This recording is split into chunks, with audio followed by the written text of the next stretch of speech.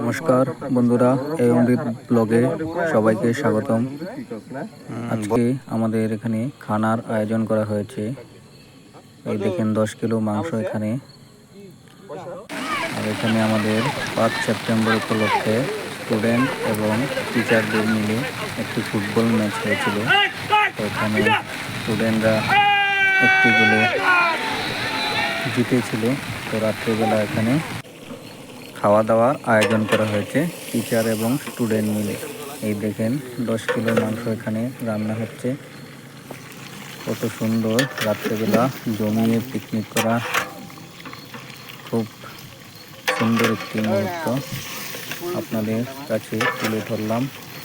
এই দেখেন খুবই সুন্দর, দেখতে কি দারুণ হয়েছে। ফাইনালি আমাদের মাংস রান্না হয়ে গিয়েছে। যদি ভিডিওটি ভালো লাগে থাকে লাইক, শেয়ার, সাবস্ক্রাইব